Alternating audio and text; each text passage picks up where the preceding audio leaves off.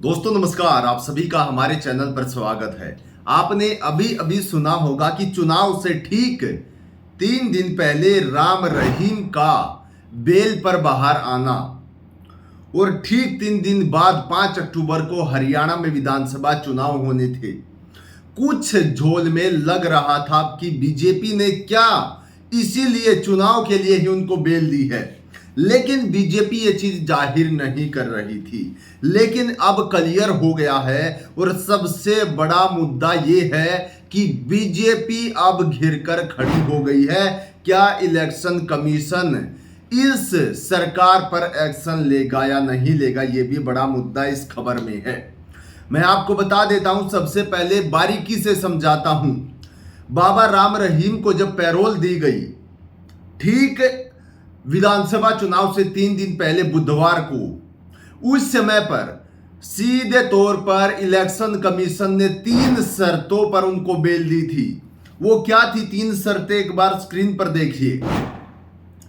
3 शर्तें थी कि चुनाव आयोग की शर्तों पर डेरा सच्चा सौदा प्रमुख को पैरोल मिली थी। शर्तों के अनुसार गुरमीत जेल से बाहर आने के बाद हरियाणा में नहीं रहेगा, वो किसी राजनीतिक गतिविधि का हिस्सा भी नहीं बनेगा, सोशल मीडिया पर प्रचार नहीं कर सकेगा। गुरमीत ने 20 दिन की इमरजेंसी पैरोल मांगी थी। गुरमीत ने जेल विभाग को दिए आवेदन में कहा था कि वे यूपी के बरवाना आश्रम में रहेगा। साथियों, इलेक्शन कमीशन के द्वारा उनकी बेल पास करवाई गई, लेकिन उस समय पर क्या कहा गया था, चुनाव आयोग के द्वारा कहा गया था कि राम रहीम को किसी भी चुनावी गतिविधि में इन्वॉल्व नहीं होना है, किसी के लिए प्रचार नहीं करना है, उनको इन सब चीजों से दूर रहना है। और ये सब हामी होने के बाद शर्तों पर पैरोल मिली थी। लेकिन आज एक बड़ी खबर आई है जिसने पूरे हरियाणा में भूचाल मचा दिया है। खबर आप स्क्रीन पर देखिए। हरियाणा विधानसभा चुनाव के लिए मतदान जारी।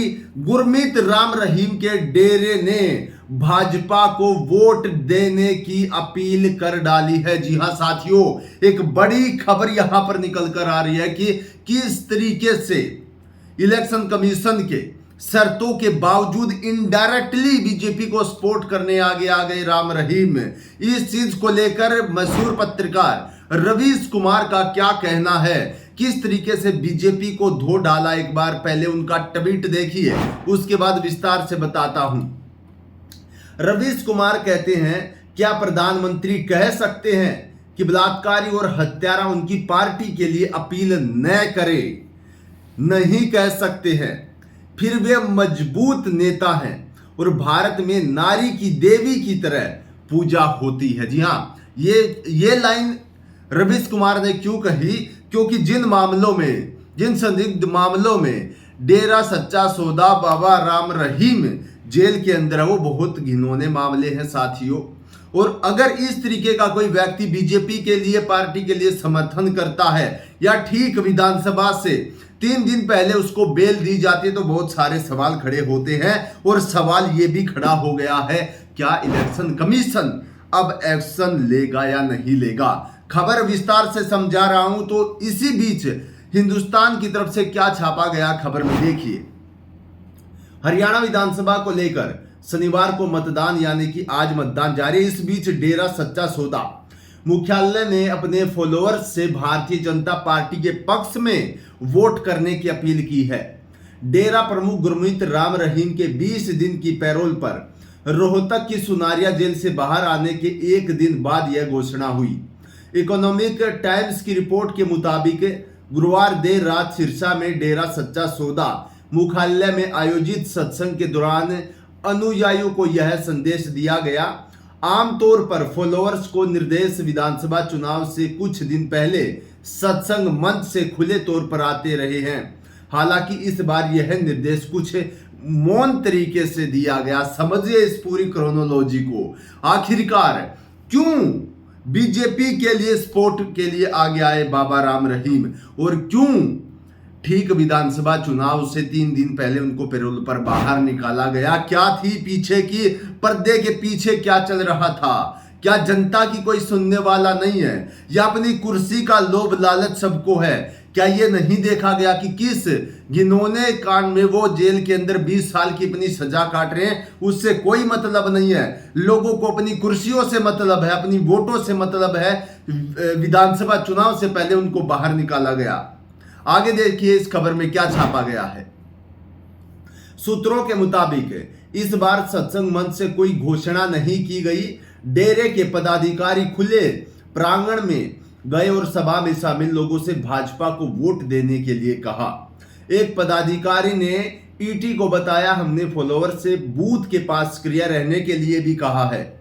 हर फॉलोअर को माफी चाहूंगा साथियों, इसमें लिखा हर फॉलोअर को अपनी कॉलोनी में रहने वाले 5 और मतदाताओं को वोट के लिए साथ लेकर जाना चाहिए। डेरा प्रमुख गुरमीत राम रहीम को 20 साल जेल की सजा सुनाए जाने के बाद से सिरसा मुख्यालय में सत्संग का माहौल बदल गया है।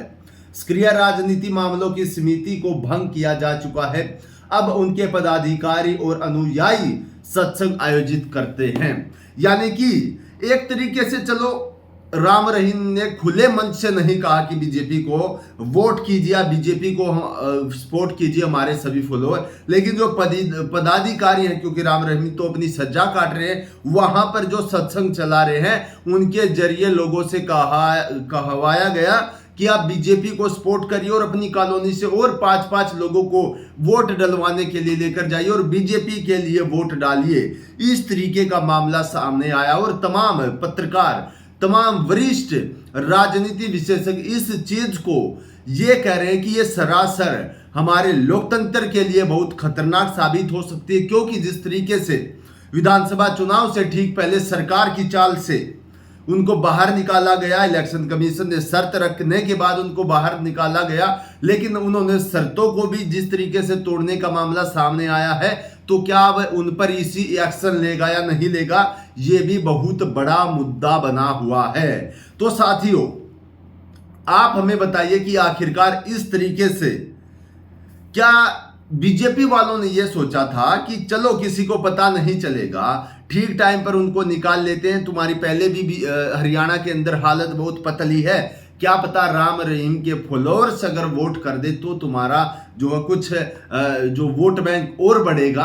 और तमाम जब विधानसभा चुनाव होते हैं तो तमाम बार ये देखा गया है जो राजनीतिक दल हैं वो इसी तरीके के बाबाओं का सहारा लेते हैं या इसी तरीके के जिनके फॉलोअर्स हैं उनका सहारा लेते हैं, और इसी प्रकार से न जाने कितनी बार अब पीछे आपने देखा होगा धीरेन्द्र शास्त्री या और भी बहुत सारे ऐसे नाम हैं जिनका सहारा राजनीतिक तौर पर लिया जाता है।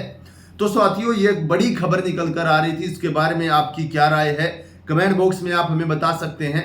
हम आपके साथ जुड़े रहेंगे अपने इस बड़े YouTube चैनल के साथ। आज की वीडियो में इतना ही। सभी साथियों को नमस्कार, जय हिंद।